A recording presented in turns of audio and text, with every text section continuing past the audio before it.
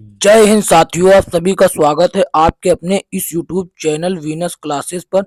आज की इस वीडियो में हम लोग देखेंगे उत्तर प्रदेश पुलिस कांस्टेबल री एग्जाम 2024 के लिए सामान्य हिंदी का एक बहुत ही बेहतरीन प्रैक्टिस सेट, जिसमें वो प्रश्न शामिल हैं जो बार बार उत्तर प्रदेश पुलिस परीक्षा में पूछे गए हैं। तो ज़्यादा समय ना बिताते हुए सीधा प्रश्नों पर आते हैं। तो पहला प्रश्न आप सभी के सामने है।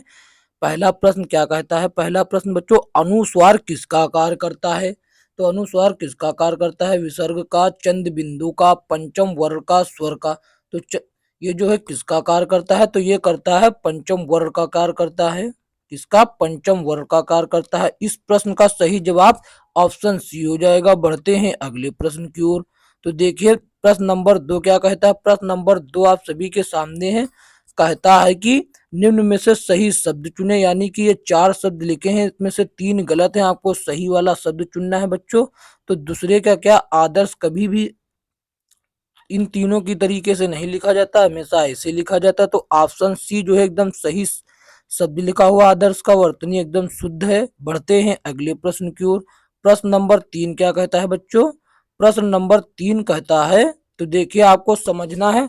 प्रश्न नंबर 3 में कहता है एक ये दिया है और लास्ट में ये दिया है। ये लास्ट, ये पहले आएगा और ये लास्ट में ही आएगा। बाकी ये या रा ला वा जो है ये मिक्सअप करके दिया है, आपको बताना है कैसे आना चाहिए। तो देखिए देश में संतुलित क्षेत्रीय विकास, अब इसके बाद क्या आना चाहिए? देश में संतुलित क्षेत्रीय विकास की प्रगति का, वाह आया सबसे पहले हमने लिया वाह। क्षेत्रीय प्रगति, क्षेत्रीय विकास की प्रगति का सबसे महत्वपूर्ण कारण, महत्वपूर्ण कारण सरकारी क्षेत्र। अब ला ले लिया हमने, ला वाला वाक्य लिया। तो सरकारी क्षेत्र के उपक्रमों के जरिए केंद्र सरकार द्वारा उद्यमों। अब या वाला ले लिया, फिर रा वाला ले लेंगे तो या ला वा, या ला या रा हो जाएगा। यहाँ पर वाह सॉरी, वा ला या रा हो जाएगा, जो कि ऑप्शन ए में है बच्चों। क्या कहता है? ऑप्शन ए में। बाकी आप लोग देखिए अब इस तरीके से बनाए। देश देश में संतुलित क्षेत्रीय विकास की प्रगति का सबसे महत्वपूर्ण कारण सरकारी क्षेत्र के उपक्रमों के जरिए केंद्र सरकार द्वारा उन उद्यमों, योजनागत और योजनेतर संसाधनों द्वारा सीधे निवेश किया जाना चाहिए। तो ऑप्शन ए जो है एकदम सही जवाब हो जाएगा। बढ़ते हैं अगले प्रश्न की ओर। अगला प्रश्न क्या कहता है? अगला प्रश्न कहता है कि निराला, निम्न में से निराला द्वारा रचित रचना का नाम बताइए। तो देखिए अनामिका रचना जो है वो निराला जी के, सूर्यकांत त्रिपाठी निराला वही का पूरा नाम है बच्चों। इनका पूरा नाम क्या है? सूर्यकांत त्रिपाठी निराला। और पद्मावत किसकी रचना है? पद्मावत मलिक मोहम्मद जायसी की रचना है। किसकी? मलिक मोहम्मद जायसी की। और पथिक किसकी रचना हो जाएगी बच्चे? राम नरेश त्रिपाठी। किसकी? राम नरेश त्रिपाठी जी की हो जाएगी। राम नरेश त्रिपाठी की रचना हो जाएगी। और उर्वशी रचना किसकी हो जाएगी? रामधारी सिंह दिनकर की हो जाएगी। किसकी?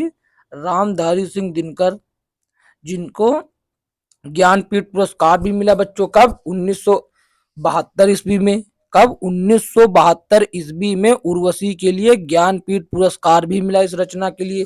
इस प्रश्न का सही जवाब ऑप्शन सी हो जाएगा। बढ़ते हैं अगले प्रश्न की ओर। अगला प्रश्न क्या कहता है बच्चों? कि देखिए मानकीकरण के स्तर पर भाषा संबंधी सोपान, यानी कि सोपान का अर्थ रियल में होता है सीढ़ी। सीढ़ी सोपान नहीं है। तो बच्चों भाषा में जो होता है मानक भाषा होती है, बोली होती है और भाषा होती है, लेकिन सहजता कहीं भी प्रकार से नहीं होती, यानी कि डी एक भाषा का अंग नहीं है बच्चों। बढ़ते हैं अगले प्रश्न की ओर। प्रश्न नंबर 6 क्या कहता है? प्रश्न नंबर 6 आप सभी के सामने, उपसर्ग का चयन करें। उत्कर्ण शब्द में कौन सा उपसर्ग लगा हुआ है? तो देखिए उपसर्ग का मतलब क्या होता है? उपसर्ग है किसी विशेष शब्द के, जैसे यहाँ पर कर्ण है, कर्ण शब्द है, इसके आगे कौन सा शब्द लग गया? उत लग गया, यानी कि उत। उत लग गया तो ये बन गया उत्कर्ण।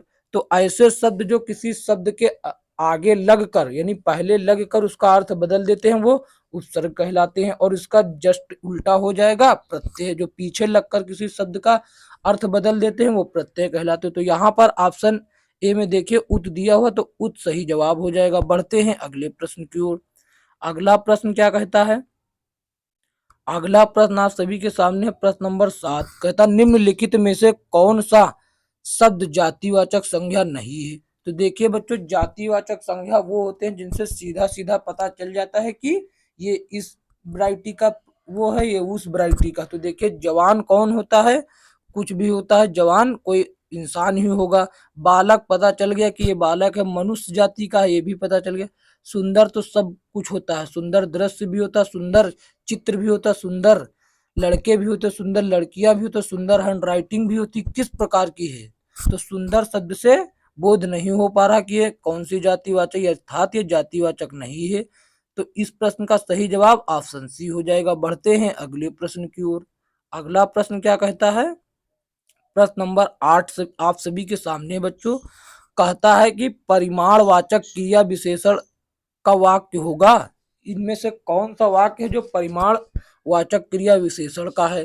पहला, वह बहुत थक गया है। दूसरा, वह अभी अभी गया। वह वह जो है अंदर बैठा है। वह अब भली भांत नाच लेता है। तो देखिए सबसे पहली बात हम आपको बता दें, परिमाणवाचक क्रिया विशेषण क्या होता है।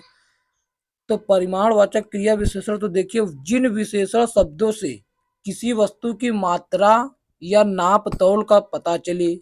क्या बताया मैंने, जिन विशेषण शब्दों से किसी वस्तु की मात्रा अथवा नाप तौल का पता चले उन्हें परिमाणवाचक क्रिया विशेषण कहते हैं। जैसे कि कैसे पता चलेगा कि थोड़ा, ये शब्द ऐसे हैं, थोड़ा इससे मात्रा का पता चलता, बहुत ये पता चलता, और कोई संख्या जैसे 1 2 3 4 ये कोई संख्या हो जाए, इनसे सभी से मात्रा और नाप तौल का पता चलता है। तो देखिए यहाँ पर बहुत शब्द आया है, तो ऑप्शन ए जो हो जाएगा परिमाणवाचक क्रिया विशेषण हो जाएगा। इस प्रश्न का सही जवाब ऑप्शन ए है। बढ़ते हैं अगले प्रश्न की ओर। अगला प्रश्न क्या कहता है, अगला प्रश्न 9 नंबर आप सभी के सामने है। कहता निम्नलिखित में प्रेरणार्थक क्रिया बताइए। तो देखिए प्रेरणार्थक क्रिया क्या होती है बच्चों। प्रेरणार्थक क्रिया होती है जैसे आपसे कोई काम करवा रहा हो। जैसे उठना तो रियल है उठना, जैसे उठवाना, चमकना चमकाना, गिरना गिराना। तो देखिए देना दिलवाना। तो यहाँ पर आप देखना ये भी सही, गिरना होता है इसका, इसको क्या लिखा गया, गिराना। तो ये आपसे कोई कहलवाता है या फिर आपको प्रेरणा देता है कि ये करिए, गिराना, ये चीज गिरा दीजिए। तो यहाँ पर गिराना जो है, जैसे गिरवाना या गिराना प्रेरणार्थक क्रिया हो जाती। चमकना का चमकाना हो जाता, उठाना का उठवाना हो जाता, देना का दिलवाना हो जाता। तो इसका क्या है, यही प्रेरणार्थक क्रिया है, ऑप्शन सी। बढ़ते हैं अगले प्रश्न की ओर। अगला प्रश्न क्या कहता है, प्रश्न नंबर 10 आप सभी के सामने है बच्चों। प्रश्न नंबर 10 कहता है इति प्लस आदि इत्यादि में कौन सी संधि है। तो देखिए बच्चों, मैं एक संधि की विशेष क्लास ले चुका हूं जिसमें संधि से संबंधित सारी कंफ्यूजन दूर हो जाएगी। उसको मैं इस वीडियो के डिस्क्रिप्शन लिंक में भी डाल दूंगा और मैं यहाँ पर बता भी दे रहा हूँ। उसको आप देख लेंगे तो कभी भी संधि से संबंधित कोई प्रॉब्लम नहीं होगी। तो देखिए उसमें ट्रिक भी मैंने बताई, और किसी भी शब्द में कैसे पहचाने, केवल 2 मिनट 2 सेकेंड के अंदर आप पहचान जाएंगे कि कौन से शब्द में कौन सी संधि है। तो देखिए इसमें या के पहले आधा अक्षर आया है या फिर वा के पहले आधा अक्षर आए तो ये ऐसी जगह पर यड़ संधि होती है। कौन सी, यड़ संधि होती है। ये सब शॉर्ट ट्रिक है, उस वीडियो में मैंने बढ़िया से बतलाई है। यदि देखिए अक्षर या फिर वा के पहले आधा अक्षर आ जाए वहां पर यड़ संधि होती है, वहां पर यड़ संधि होती है। बढ़ते हैं अगले प्रश्न की ओर। अगला प्रश्न आप सभी के सामने प्रश्न नंबर 11 क्या कहता है, प्रश्न नंबर 11 कहता है बीड़ा पाण शब्द में कौन सा समास होगा। बीड़ा पाण शब्द में कौन सा समास होगा। तो देखिए बीड़ा पाण जो है देवी देवता से संबंधित नाम है, देवी देवता से संबंधित नाम है। तो आप सभी को हम एक और ट्रिक आज बता रहे हैं समास विग्रह में भी, कि कैसे आप पहचानेंगे। तो देखिए देवी देवता और जो ये राक्षस लोग, असुर लोग हैं, उनके सभी नाम जो होते हैं वो बहुब्रीहि समास के अंतर्गत आते हैं। किसके, बहुब्रीहि समास के अंतर्गत आते हैं। देवी देवता और असुर के नाम जो होते हैं वो बहुब्रीहि समास के अंतर्गत आते हैं। और द्विगु में ऐसा समास होता है जिसमें पहला जो वो होता है शब्द संख्यावाचक लिखा हो, जैसे त्रिभुज, चतुर्भुज, चौराहा, ये सब जो होता है दिगु होता है। दिगु मतलब गा से लास्ट में गा रहा तो उधर हो जाता है गिनती, ऐसे आपको समझना है। बढ़ते हैं अगले प्रश्न की ओर। तो देखिए धवल, अगला प्रश्न 12 क्या कहता है, धवल का अनेकार्थी बताएं। तो देखिए पहली बात तो धवल का अर्थ आपको पता होना चाहिए, तब ना अनेकार्थी बतला पाएंगे।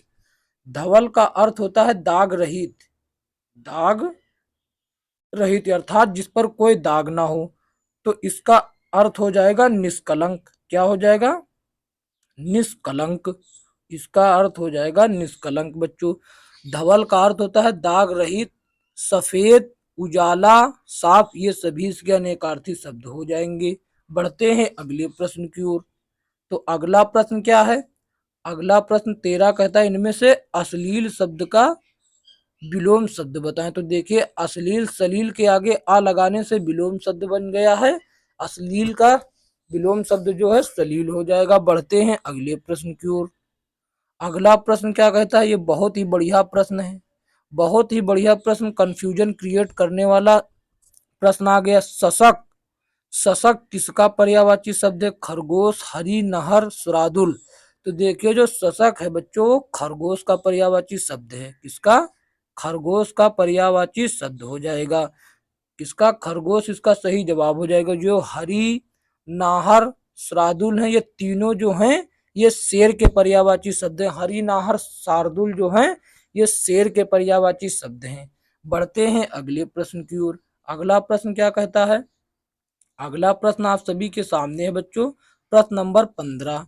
प्रश्न नंबर 15 कहता है, क्या कहता है बच्चों, प्रश्न नंबर 15 कहता है कभी नाव गाड़ी पर, कभी नाव गाड़ी पर और कभी गाड़ी नाव पर, लोकोक्ति का सही अर्थ बतलाएं। तो देखिए बच्चों इसका अर्थ बतलाना क्या, कभी जो है गाड़ी ने नाव को वहां ले गया, कभी नाव जो है, कभी नाव जो है गाड़ी को उस पार करा दिया और कभी गाड़ी नाव को एक स्थान से दूसरे स्थान पर छोड़ दिया, यानी कि एक दूसरे की मदद करना। बच्चों ऑप्शन बी में है, एक दूसरे की मदद करना हो जाएगा। बढ़ते हैं अगले प्रश्न की ओर। अगला प्रश्न क्या कहता है, अगला प्रश्न 16 नंबर प्रश्न क्या कहता है कि मोती शब्द का तत्सम रूप बताएं। मोती शब्द का तत्सम रूप हो जाएगा मौक्तिक। क्या हो जाएगा, मौक्तिक हो जाएगा। बढ़ते हैं अगले प्रश्न की ओर। जो जैसा प्रश्न होता है उसमें उतना ही टाइम लेंगे, बताने वाला होगा तो बता देते हैं। इसमें क्या बताएं, मोती का तत्सम रूप मौक्तिक होता है, इसमें कोई और ट्रिक बता दें। बढ़ते हैं अगले प्रश्न की ओर। तो देखिए 17 नंबर प्रश्न क्या कहता है, शुद्ध वर्तनी का चयन करें। तो देखिए 17 नंबर प्रश्न, 17 नंबर प्रश्न आप सभी के सामने, शुद्ध वर्तनी का चयन करना है बच्चों आपको। तो देखिए त्रिदेश, त्रिदोष, त्रिदोष। तो देखिए त्रिदोष जो ऐसे लिखा जाता है से एकदम शुद्ध वर्तनी त्रिदोष की ऐसी होती है। बढ़ते हैं अगले प्रश्न की ओर। ये बहुत बढ़िया प्रश्न आ गया बच्चों, इसमें भी बहुत कंफ्यूजन क्रिएट होता है, इसमें भी कंफ्यूजन क्रिएट होता है। सूर्य अस्त के समय दिखने वाली लालिमा को क्या कहते हैं, ये अनेक शब्द के लिए एक शब्द है बच्चों। तो देखिए सूर्य अस्त के समय दिखने वाली लालिमा को कहा जाता है ऊष्मा, जो कि बड़ा ऊ के साथ लिखी जाती है। किसके साथ, बड़ा ऊ के साथ लिखी जाती है बच्चों। और ये जो छोटा ऊ के साथ लिखी हुई है उषा, ये क्या होता है, ये सूर्य उदय के समय की लालिमा, सूर्य उदय के समय दिखने वाली लालिमा। जो ये छोटा ऊ और सा लिखा है ये होती है सूर्य उदय होने के समय वाली दिखने वाली लालिमा। और उपास्य का मतलब क्या होता है, उपास का मतलब होता है जो उपासना के योग्य हो या जो उपासना करने के योग्य हो। और औरस का मतलब क्या होता है, विवाहित पत्नी से उत्पन्न संतान। कौन सा, विवाहित पत्नी से उत्पन्न संतान। तो चारों को बता दिया। इस प्रश्न का सही जवाब ऑप्शन बी हो जाएगा। सूर्यास्त के समय दिखने वाली लालिमा बड़ा ऊ के साथ सा लिखा जाता है, ऊषा। बढ़ते हैं अगले प्रश्न की ओर। तो देखिए बच्चों प्रश्न नंबर 19 क्या कहता है, प्रश्न नंबर 19 कहता है विस्मय स्थायी भाव किस रस का है। तो विस्मय जो स्थायी भाव है वो अद्भुत रस का है। विस्मय स्थायी भाव वो अद्भुत रस का है। तो बच्चों हास रस का स्थायी भाव हास है, शांत रस का निर्वेद है, और वत्सल का वत्सल ही या फिर वत्सल्य हो जाएगा या फिर वत्सल्यता हो जाएगा। बढ़ते हैं अगले प्रश्न की ओर। तो देखिए अगला प्रश्न 20 नंबर क्या कहता है, प्रश्न नंबर 20 कहता है हिंदी की विशिष्ट बोली ब्रज भाषा किस रूप में सर्वाधिक प्रसिद्ध है बच्चों, किस रूप में सबसे अधिक प्रसिद्ध है? तो ब्रज भाषा जो है काव्य भाषा के रूप में बहुत ही प्रसिद्ध है। सूरदास, रसखान बिहारी, ये सभी लोग इन भाषाओं का प्रयोग किया है। तुलसीदास जी ने भी किया है। बढ़ते हैं अगले प्रश्न की ओर। सूरदास जी ने जितनी भी वो किया है सब अत्यधिक ब्रज भाषा में वो किया है रचनाएं अपनी। बढ़ते हैं अगले प्रश्न की ओर। अगला प्रश्न देखिए बच्चों क्या कहता है। अगला प्रश्न जो बच्चों है गद्यांश से संबंधित हो, बहुत ही अच्छा गद्यांश है। लिखा है नदी के उस पार जाने को मेरा बहुत मन करता है माँ, वहां कतार में बंधी नावे, यहाँ पर नाले लिखा है, इसका अर्थ नाले का नाव होता है, बांस की खूंटियों से। वहां कतार में बंधी नाले बांस की खूंटियों से, और उसी रास्ते दूर दूर जाते किसान हल जोतने कंधों पर हल रखे, और रम बाते हुए, क्या बच्चों, रम बाते हुए बैल तैर कर जाते हुए उस पार घास चरने। शाम को जब वे लौटते हैं घर ऊंची ऊंची घास में छिपकर हुक्के हु करते सियार, करते हैं सियार, मतलब जब शाम को वो घर लौटते हैं तो उस वक्त जो है हुक्के हु करते हैं सियार। माँ तू बुरा न माने तो बड़ा होकर मैं नाव खेने वाला नाविक बनूंगा। बढ़ते हैं अगले, देखिए प्रश्न देखते हैं क्या है इनके आगे। तो देखिए 21 से 25 तक इससे पूछे जाएंगे गद्यांश। तो देखिए इस कविता में कौन किसको संबोधित कर रहा है। लेखक अपनी माँ को, लेखक के रूप में एक छोटा, लेखक के रूप में एक छोटा बच्चा अपनी माँ को। तो देखिए अभी यहाँ पर बात हुई लास्ट में कि माँ तू बुरा ना माने तो मैं बड़ा होकर, यानी कि छोटा ही है ना, तो लेखक के रूप में एक बच्चा अपनी माँ से, तो ऑप्शन बी जो है इस प्रश्न का सही जवाब हो जाएगा। देखते हैं अगला प्रश्न क्या है। अगला प्रश्न कहता है कि लेखक जो है वह नाविक क्यों बनना चाहता है। तो वह नदी के पार के सौंदर्य का आनंद लेना चाहता है या उठाना चाहता है, वह हल चलाना चाहता है, वह नदी की यात्रा का मजा लेना चाहता है, इनमें से कौन है। तो वो नदी के पार के सौंदर्य का जो है आनंद उठाना चाहता। ऑप्शन ए इस प्रश्न का सही जवाब हो जाएगा। बढ़ते हैं अगले प्रश्न की ओर। तो देखिए 23 नंबर प्रश्न क्या कहता है बच्चों। 23 नंबर प्रश्न कहता है, ये भी गद्यांश से है। कहता है नाव को बांझो, यानी कि बांझो की खूंटी से क्यों बांधा गया है, ताकि कोई दूसरा व्यक्ति नाव ना ले जाए। नाविक ऐसा ही करते हैं, कहीं लहरें नाव को बहा कर ना ले जाएं, इनमें से कोई नहीं। तो ये कौन नहीं जानता है, ऑप्शन सी इस प्रश्न का सही जवाब हो जाएगा।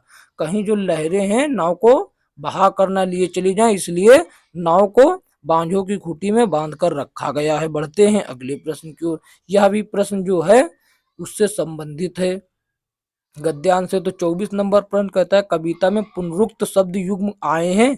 तो देखिए पुनरुक्त शब्द मतलब जिसमें डेज लगा होता है वही शब्द बार बार, पुनरुक्त जिसमें बार बार वही शब्द। तो दूर दूर भी आया, ऊंची ऊंची भी आया। तो देखिए ये दोनों आए हैं लेकिन ये अलग अलग विकल्प में, इसलिए हम इनको नहीं ले सकते। एक विकल्प हमको चॉइस करना होता है, तो एक विकल्प में यहाँ पर देखिए दोनों दिए हैं, तो ऑप्शन सी जो है इस प्रश्न का सही जवाब हो जाएगा।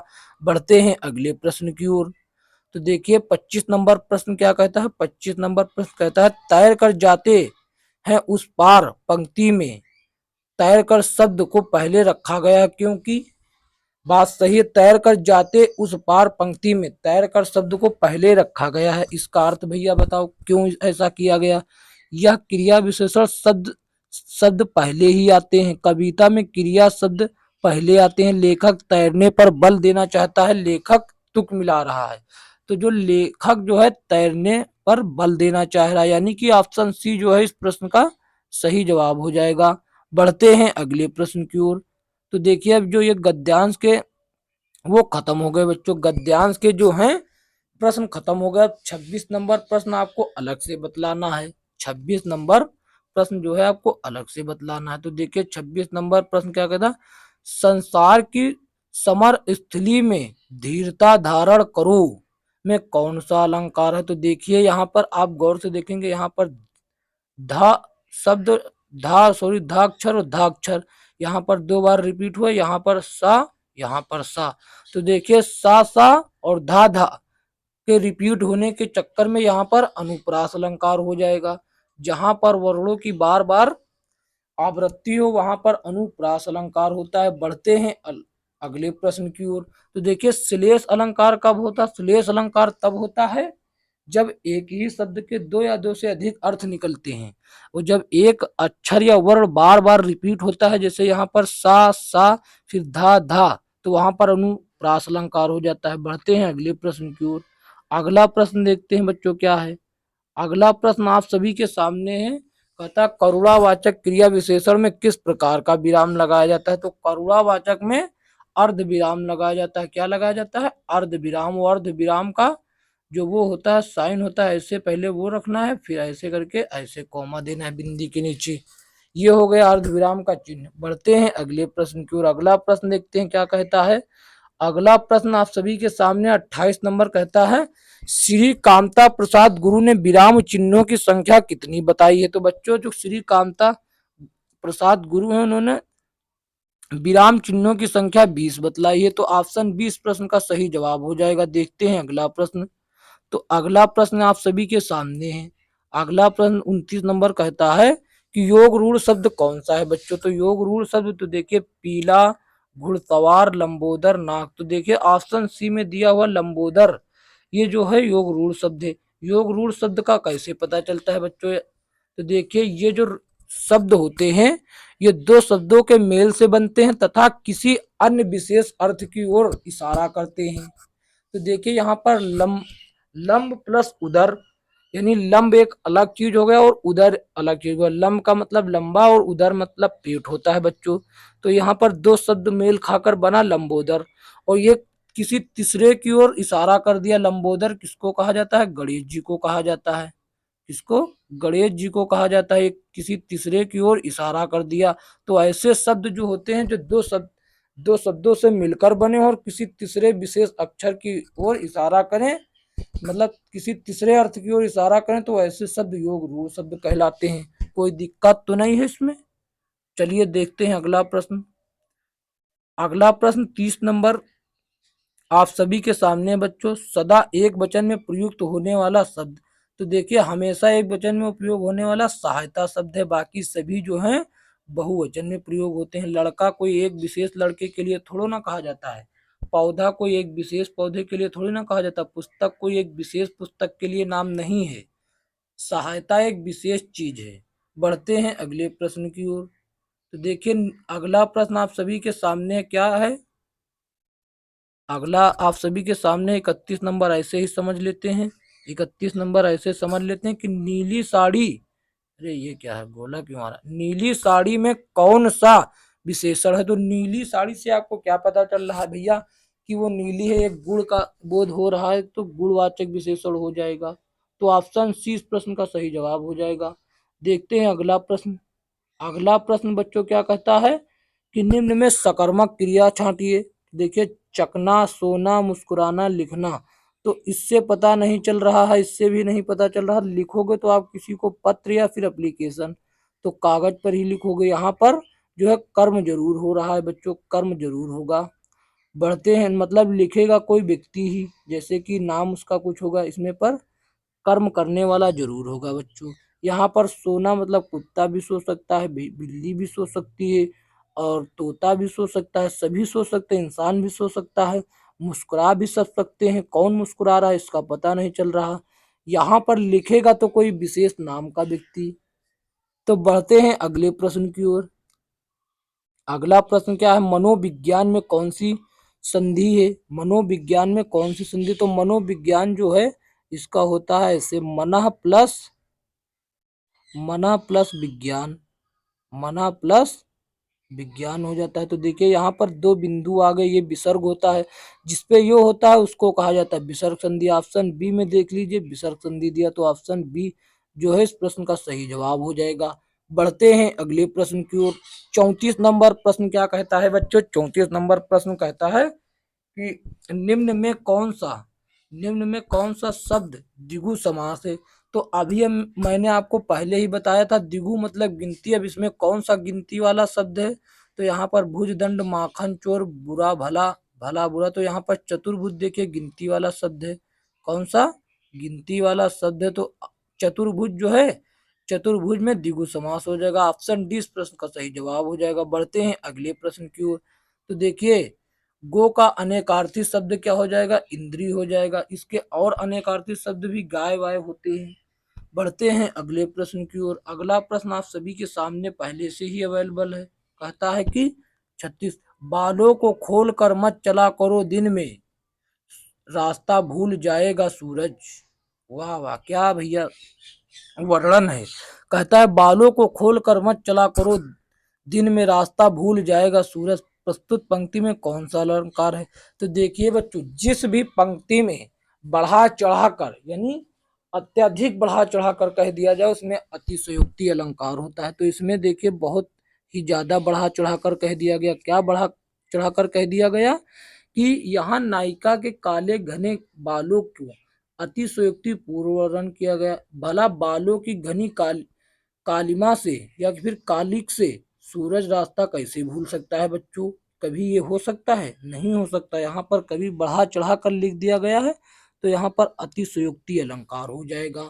क्या हो जाएगा? अतिशयोक्ति अलंकार। जहां पर अत्यधिक बढ़ा चढ़ा कर लिख दिया जाए वहां पर अतिशयोक्ति अलंकार होता है बच्चों। बढ़ते हैं अगले प्रश्न की ओर। जैसे तुमको हम एक और कहो सुना दें,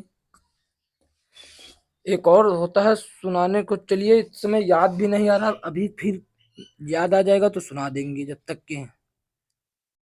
तो देखिए, ये देखिए 27 नंबर प्रश्न, करुणावाचक क्रिया विशेषण में किस प्रकार का विराम चिन्ह का प्रयोग किया गया भैया, किया जाता है? तो यहाँ पर कुछ फिर से नहीं रिपीट हो गया है? बिल्कुल भाई, फिर से ये प्रश्न देख चुके हैं। यहाँ चल रहे थे हम लोग, यहाँ ये था 36 से 37 आना चाहिए ना, पीछे हो गया था क्या बच्चों? चलो कोई दिक्कत नहीं, पीछे हो या कुछ हो। 37 नंबर प्रश्न चाहिए हमको। 35 36 हो गया, 37 नंबर प्रश्न आप सभी के सामने है। मोक्ष की कामना करने वाले वाक्यांश के लिए एक शब्द क्या होगा? तो मोक्ष की कामना जो करता है उसे मुमुक्षु कहा जाता है बच्चों। क्या कहा जाता है? मुमुक्षु। ऑप्शन सी इस प्रश्न का सही जवाब हो जाएगा। बढ़ते हैं अगले प्रश्न की ओर। ज्यादा समय आपका लेते नहीं हम, आप लोग भली भांति जानते हैं, फर्जी बकवास करते नहीं है। शुद्ध वाक्य चुनिए। तो भैया वाह कितना सुंदर दृश्य है, वाह कितना सुंदर दृश्य है, वाह कितना सुंदर दृश्य है, वाह कितना सुंदर दृश्य। पहली बात तो ये देखिए, अगर यहाँ पर कितना शब्द आ गया है और यहाँ पर विस्मयादि बोधक यानी कि ये निशान नहीं लगा है तो प्रश्नवाचक होना चाहिए था। ये सभी तीनों इसी कारण गलत हो गए। यहाँ पर विस्मय आदि बोधक लगा हुआ है तो यही सही हो जाएगा। Option A is the right answer of this question, यानी कि ऑप्शन ए जो है इस प्रश्न का सही जवाब हो जाएगा। बढ़ते हैं अगले प्रश्न की ओर। तो प्रश्न नंबर 39 बच्चों क्या कहता है? प्रश्न नंबर 39 आप सभी के सामने कहता है, भारत में सर्वाधिक खड़ी बोली भाषा कौन सी है? तो बच्चों भारत में सर्वाधिक खड़ी बोली भाषा हिंदी है, इसमें कोई शक, इसमें कोई दो राय नहीं बच्चों। ऑप्शन ए इस प्रश्न का सही जवाब हो जाएगा। तो देखिए बच्चों 40 नंबर प्रश्न क्या कहता है? आंख में गड़ना मुहावरे का अर्थ क्या है? मन में खटकना हो जाएगा बच्चों। क्या? मन में खटकना। तो देखिए मन में खटकना या फिर वस्तु को पाने की उत्कृष्ट लालसा या फिर इच्छा होता है बच्चों इसका अर्थ। तो इस प्रश्न का सही जवाब ऑप्शन बी हो जाएगा। तो देखिए बच्चों आज के लिए इतना ही। यदि यह वीडियो अच्छा लगा तो इसे लाइक करें और अपने दोस्तों में शेयर जरूर करें। और चैनल पर नए हैं तो बच्चों वीनस क्लासेस यूट्यूब चैनल को सब्सक्राइब करके बेल आइकन जरूर दबाएं ताकि आने वाली वीडियो का नोटिफिकेशन सबसे पहले आप तक पहुंचे और आप इसका लाभ ले सके। धन्यवाद बच्चों, मिलेंगे किसी अन्य वीडियो में, तब तक के लिए जय हिंद जय भारत। यदि इस क्लास का नोट्स आप प्राप्त करना चाहते हैं तो डिस्क्रिप्शन में टेलीग्राम चैनल का लिंक है, उसको ज्वाइन कर लीजिए बच्चों। वहां पर मैं डेली किसी ना किसी बुक का पीडीएफ देता हूं और जो वीडियो आता है उसका भी नोट्स वहीं पर मिल जाता है। बुक का एकदम पीडीएफ नोट्स ऐसा होता है बच्चों कि आपको बुक खरीदने की कोई जरूरत ही नहीं। प्रत्येक जो एग्जाम लेटेस्ट में चल रहा होता है उस बुक का पीडीएफ, उनकी संबंधित बुक का पीडीएफ मैं डालता रहता हूँ। ऐसी बुक एकदम नई नई, आपको खरीदने की जरूरत ही नहीं। तो मिलेंगे किसी अन्य वीडियो में, तब तक के लिए जय हिंद जय भारत।